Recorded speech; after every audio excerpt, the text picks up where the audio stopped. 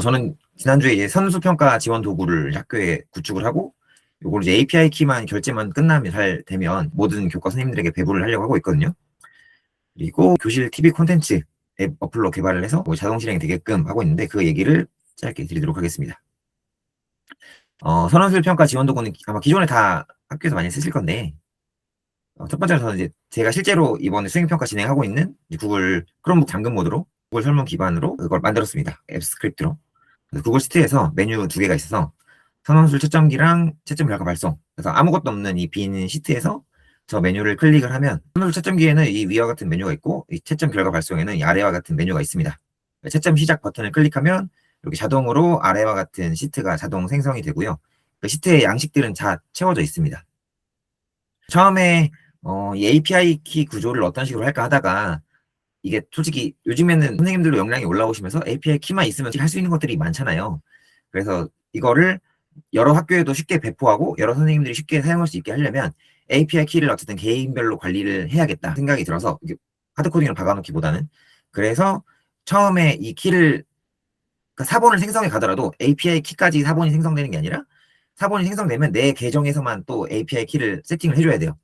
그래서 요거를 이렇게 했고, 참고로 이 API 세팅은 선생님들에게 별도로 개인별 API 키를 오픈 라우터를 통해서 발급해 드릴 예정입니다.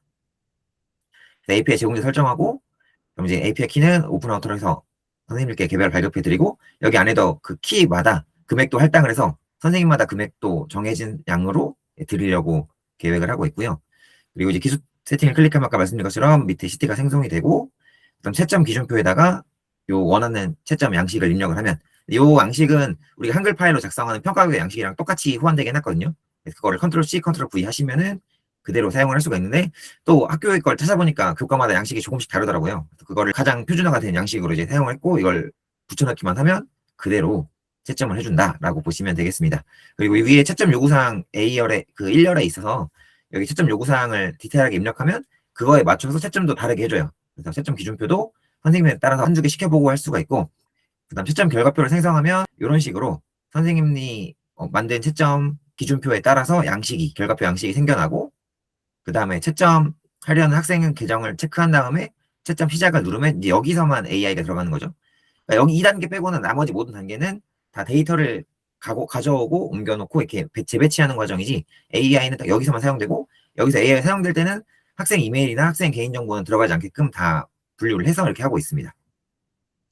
그래서 이거 채점하고 나서 혹시라도 채점 결과 나 마음에 안 든다라고 하면 다시 앞 단계에서 이 채점 기준표에서 채점 요구사항을 어떤 부분이 마음에 안 드는지 이런 부분을 다시 한번 원하는 사항을 입력해서 학생 몇몇을 대상으로 재채점을 하면 원하는 결과가 나올 때까지 채점한 다음에 이 정도로 채점하면 됐다라고 하면 전체를 다시 한번 일괄 채점을 해주면 되는 거겠죠. 그 다음에 채점이 끝나고 나서 이제 구글 문서로 변한 메뉴가 있어서 이걸 클릭을 하면 모든 학생들의 이 제출 내용을 다시 한번 구글 문서로 깔끔하게 표로 정리를 해줍니다. 그럼 교사는 이걸 보면서 채점 결과가 마음에 드는지 다시 한번 재검토를 할 수가 있고요. 한눈에 편하게. 그리고 나서 채점 결과 안내 메시지를 클릭을 하면 이런 식으로 이제 안내 메시지가 생성이 됩니다. 여기도 마찬가지로 글을 새로 생성하는 게 아니라 이미 생성된 거를 재배치만 해주는 거예요. 그리고 이제 느끼시겠지만 여기 체크박스가 있어서 약식으로 발송할지 아니면 자세한 피드백 형식으로 발송할지 체크를 한 다음에 여기 선생 메시지 발송을 누르면 학생들에게 메일로 개개인별로 전송이 끝납니다. 그래서 채점에서 결과 안내까지 여기 한 방에 끝나는 거죠. 이렇게 한 게 하나가 있고, 그 다음에 또 선생님들 따라서는 나는 구글 폼즈는 좀 뭔가 너무 투박하고 구글 문서나 아니면 구글 시트 기반으로 이렇게 하고 싶다라고 하신다면, 앞세 나머지 기능들은 앞에서 소개했던 거랑 거의 똑같고요. 다만 얘는 이제 클래스룸 기반으로 전에 이제 세론고에서 만들어 주셨던 것처럼 거의 그 아이디어를 차용해 왔다고 보시면 되고요. 앞 메뉴는 다 똑같고, 다만 이제 기초 세팅을 하면 앞에 밑에 생기는 시트는 이렇게 됩니다. 클래스룸 선택, 과제 선택, 학생 제출물, 채점 기준표, 채점 결과표, 채점 결과 안내, 기록물 작성. 클래스룸 불러오기를 클릭하면 우선 교사가 가지고 있는 모든 클래스룸 리스트를 한 방에 불러오고요. 클래스룸을 체크한 다음에 과제 목록 불러오기 누르면 체크한 클래스룸의 과제 목록을 일괄적으로 한 방에 땡겨옵니다. 그 다음 여기서 마찬가지로 채점하려는 혹은 평가하려는 과제를 체크한 다음에 그 제출물 가져오기를 눌러오면 그 다음 시트에 학생물이 제출한 이 문서를 표로 정리해 줍니다. 그래서 문서로 뭐 줄글로 썼던 아니면 표로 했던 그것을 이렇게 표 형식으로 부분별로 다 따와서 정리를 해주고 학생별로 그리고 이 내용이 잘 불러왔는지 문서를 링크를 클릭하면 문서랑 이제 비교해 보면서 잘 얘가 가져왔구나 확인도 해볼 수가 있습니다. 자, 그리고 마찬가지로 이제 채점을 클릭하면 똑같이 이렇게 채점 기준표에 따라서 채점을 해주고 동일한 방식으로 채점 결과를 학생들에게 안내할 수도 있는 거죠. 여기 이제 하나를 더 덧붙였는데 학생들이 수행한 수행평가 결과물에 대해서 기록물 작성을 클릭을 하면 요거를 이제 기록물 또는 이제 학생 피드백을 할 수 있는 그런 문구를 이제 생성하게 했거든요. 그래서 교사가 나중에 이제 생기부 작성을 위한 기록물로 남길 것인지 아니면 학생에게 피드백을 주기 위한 기록물을 남길 것인지 그거를 이 기록물 작성 요구사항에 작성을 해주고 이걸 실행을 누르면 이렇게 만들어줍니다. 지금 제가 만든 거는 이제 뭔가 수행평가를 치르고 나서 채점, 피드백, 기록인데 이 앞단계, 그러니까 수행평가 설계 과정부터 수행평가 실행 템플릿까지 분산이 되고 거기서 수행평가를 실행하고 채점하고 피드백 일련의 모든 프로세스를 하나로 통합하려는 그거를 하나 고민하고 있고요. 그리고 지금은 채점 피드백 기록 과정에서 선생님들이 이 태스크 단위로면 태스크를 이제 하나하나 해서 30개의 태스크를 이제 클릭하거나 아니면 이제 고민을 해야 된다면 이거를 이제 50클릭을 1클릭으로 30클릭을 1클릭으로 하나로 압축을 하려는 그 의도를 가지고 있고 지향점은 결국엔 본질은 이건 것 같아요. 작업 단위를 하나의 플로우로 만드는 거. 그래서 기존에 선생님들이 하는 작업을 그러니까 작업 단위로 선생님 머릿속에서 처리를 하려니까 이게 머릿속에 있는 컨텍스트가 너무 넘어가기 때문에 선생님들이 너무 힘들고 어렵다. 그러면 이 모든 작업 단위를 하나의 플로우로 만들어버리면 이 플로우라는 하나의 컨텍스트로 압축이 되면서 선생님들이 그 인지적인 부하나 인지적인 부담이 훨씬 줄어들 거라고 생각을 하거든요.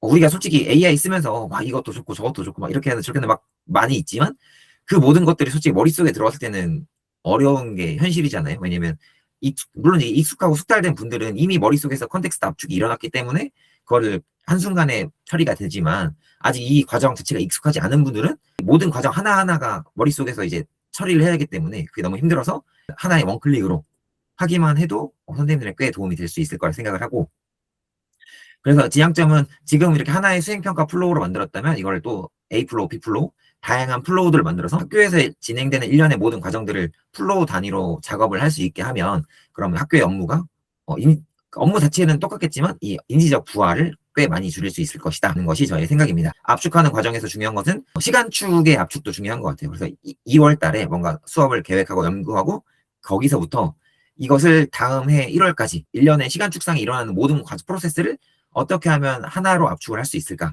솔직히 구글 시트 말고 다른 걸 할 수도 있지만 구글 시트를 선택한 이유는 선생님들이 익숙한 거에서 시작을 해야 이게 확장이 되거나 아니면 지속 가능성이 생길 수 있을 거라고 생각을 하거든요. 유지 관리도 편리하고.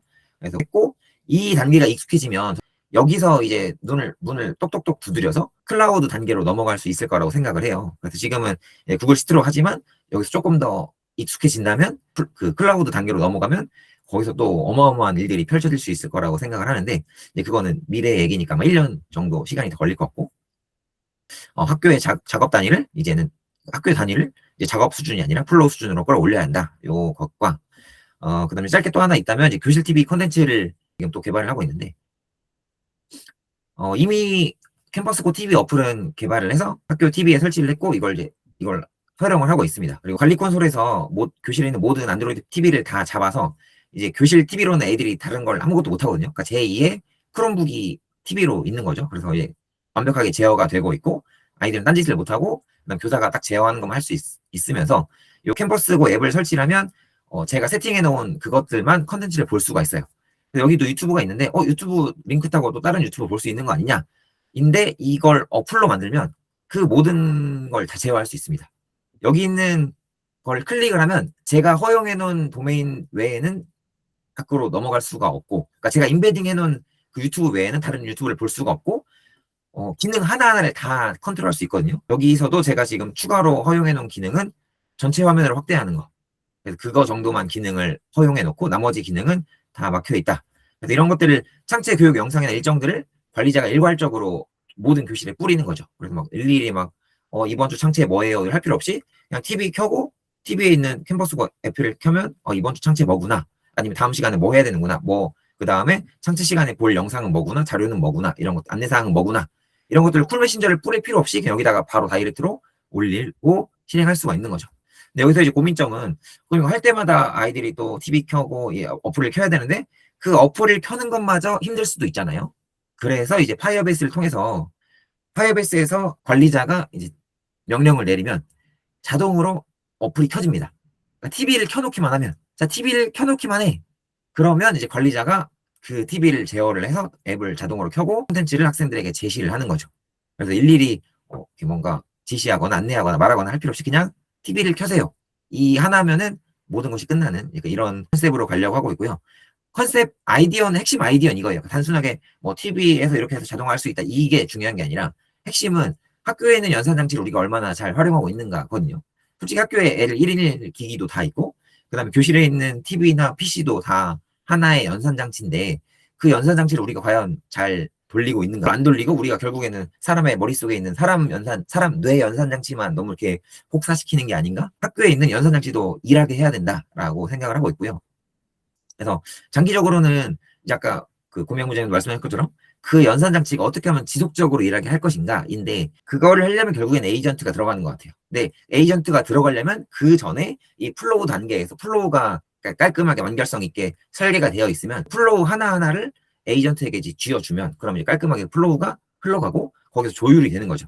근데 지금처럼 너무 복잡한 그 태스크 작업 단계로 있으면 에이전트에게 이걸 맡기면 오류가 나거나 아니면 또 원하지 않는 의도하지 않는 방향으로 가는 경우가 많더라고요. 그래서 이 플로우 단위를 우선은 구축을 하는 것이 1단계고 그것이 어느 정도 성숙이 되고 그다음에 에이전트가 발전을 하면 그다음에 그 플로우들을 에이전트를 붙여주면 그러면 이제 교실에 있는 모든 기기들이 더 잘 일하게 할 수 있는 단계가 제 생각에 한 1, 2년, 2년, 2년에서 3년 내로 올 수 있지 않을까 이렇게 생각을 하고 있습니다.